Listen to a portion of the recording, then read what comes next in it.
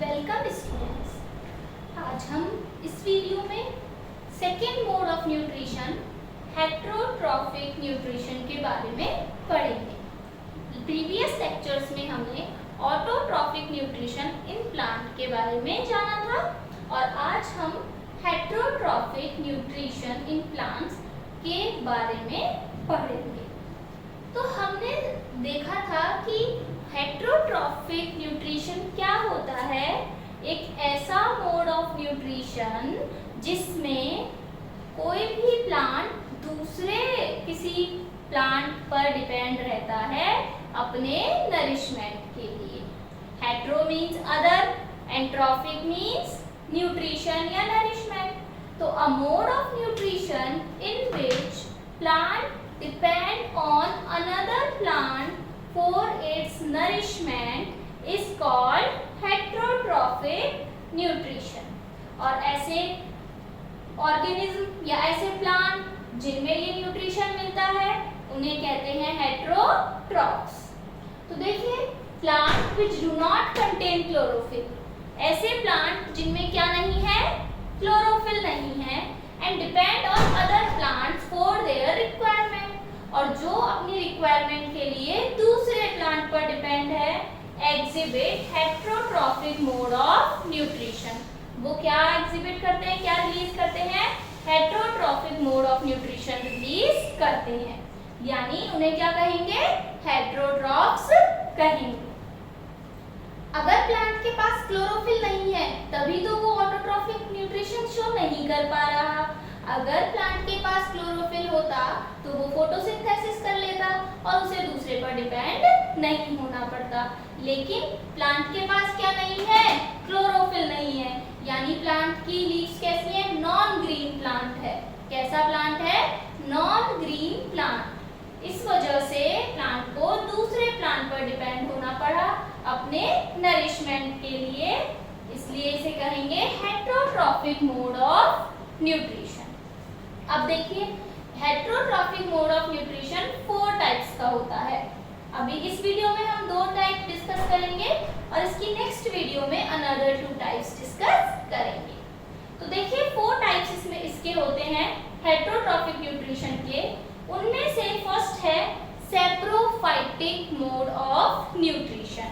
क्या है, saprophytic mode of nutrition. तो फाइटिक मीन्स होता है plants and सैप्रो means dead decay. जो भी सैप्रो मीन्स होता है डेड डिके, जो सड़ी गली चीजें हैं उन पर जो प्लांट फीड करते हैं, ऐसे प्लांट जो किस पर फीड करते हैं, डेड एंड डिकेइंग मैटर पर फीड करते हैं, उन्हें कहते हैं सैप्रोफाइट्स। और ऐसे न्यूट्रिशन को कहते हैं सैप्रोफाइटिक मोड ऑफ न्यूट्रिशन। ठीक है, एक तरीके से ये डेड प्लांट्स नहीं कहेंगे बच्चों, हम इसे हम कहेंगे जो डेड और डिकेइंग मैटर पे क्या करें, फीड करें। डेड एंड डिके मैटर पर फीड करने वाले कौन है, सैप्रोफाइट्स। देखिए, feed on dead and decaying plants and animals. ऐसे प्लांट या ऐसे ऑर्गेनिज्म जो किस पर फीड कर रहे हैं, डेड डिके मैटर पर फीड कर रहे हैं, तो ऐसा न्यूट्रिशन कहलाता है सैप्रोफाइटिक मोड ऑफ न्यूट्रिशन। और इसका एग्जांपल है मशरूम और फंजाई। हमने देखा है, ब्रेड देखी हम सबने, बारिशों के मौसम में ब्रेड को जब हम बाहर खुली रख देते हैं तो उसमें क्या लग जाती है, फंगस लग जाती है, व्हाइट कलर की फफूंद लग जाती है, उसे कहते हैं फंजाई।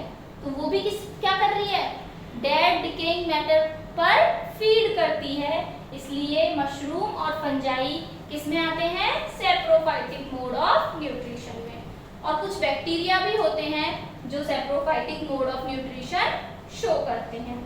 लेकिन हम प्लांट डिस्कस कर रहे हैं तो किसकी बात करेंगे, मशरूम। मशरूम कैसा मोड ऑफ न्यूट्रिशन शो करता है, सैप्रोफाइटिक, यानी वो किससे न्यूट्रिशन लेता है, डेड और डिकेइंग मैटर से।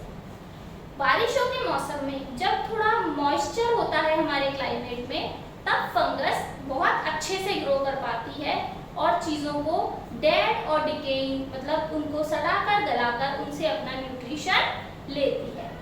इस न्यूट्रिशन में क्या होता है, जो भी सॉलिड चीज है पहले उसको डिसॉल्व कर दिया जाता है लिक्विड फॉर्म में।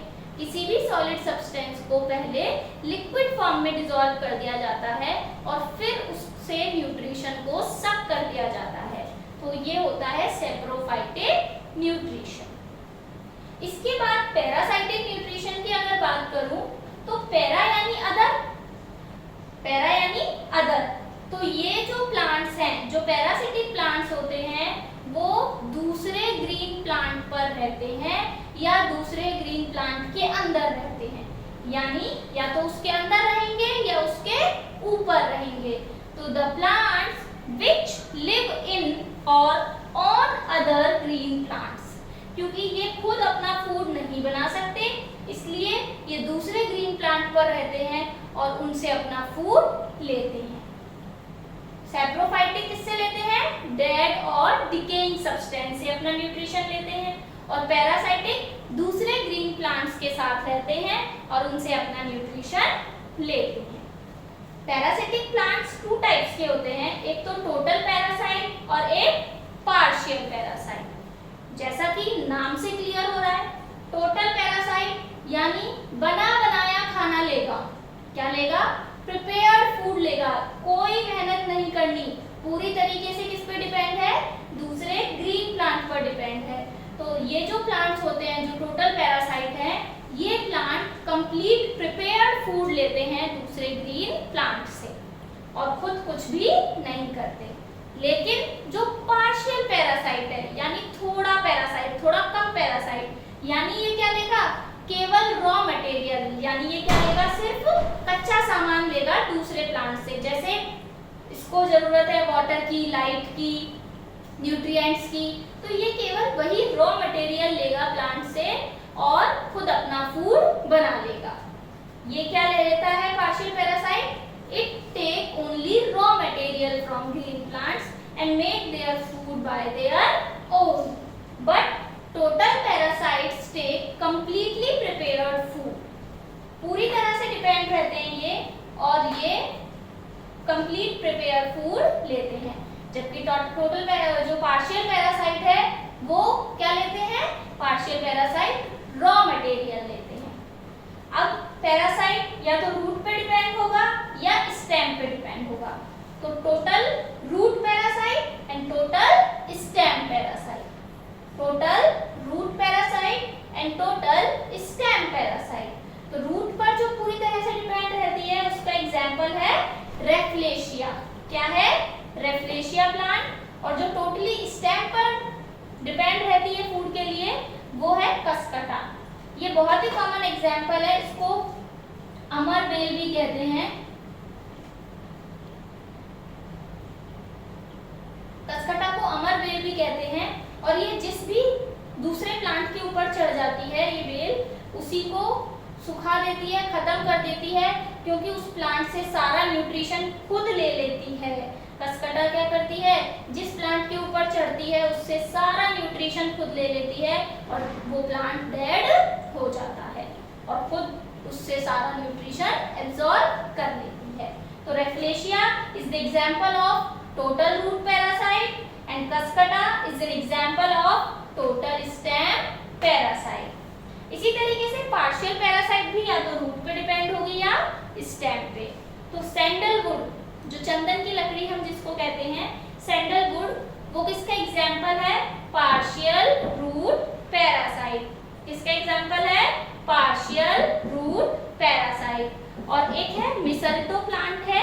मिसल्टो प्लांट क्या है, partial stem parasite. Mistletoe is an example of partial stem parasite. अब देखिए बच्चों, हमने दो टाइप आज अभी इस वीडियो में डिस्कस किए, सैप्रोफाइटिक और पैरासिटिक। सैप्रोफाइटिक ऐसे प्लांट होते हैं जो डेड और डिकेइंग मैटर से अपना न्यूट्रिशन लेते हैं, और पैरासिटिक वो होते हैं जो रहते ही दूसरे ग्रीन प्लांट के साथ हैं और उसका सारा न्यूट्रिशन खुद ले लेते हैं।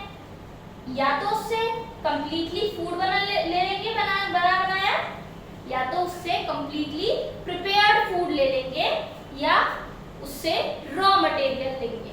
अगर रॉ मटेरियल लेंगे तो partial parasite, complete prepared food लेंगे तो टोटल पैरासाइट। सबसे इंपॉर्टेंट इसमें क्या है, एग्जाम्पल। क्या क्वेश्चन पूछा जाएगा, cuscuta is an example of, 4 options आएंगे, saprophyte, parasite, stem parasite, root parasite. तो आपको पता होना चाहिए कि cuscuta is an example of total stem parasite. सबसे पहले तो ये पता होना चाहिए कि सैप्रोफाइट है या पैरासाइट। तो क्या है कसकटा और रेफ्लेशिया, पैरासाइट। लर्न करने की क्या ट्रिक है, R for Rafflesia and R for root. तो रेफ्लेशिया क्या है, टोटल रूट पैरासाइट, याद रहेगा इससे। रेफ्लेशिया में R है तो ये क्या हो गया, रूट पैरासाइट, तो टोटल रूट पैरासाइट। और कसकटा फिर क्या बचा, टोटल स्टेम पैरासाइट। इसी तरीके से sandalwood partial root parasite and mistletoe partial stem parasite. इसके बाद बचे हुए 2 मोड ऑफ न्यूट्रिशन नेक्स्ट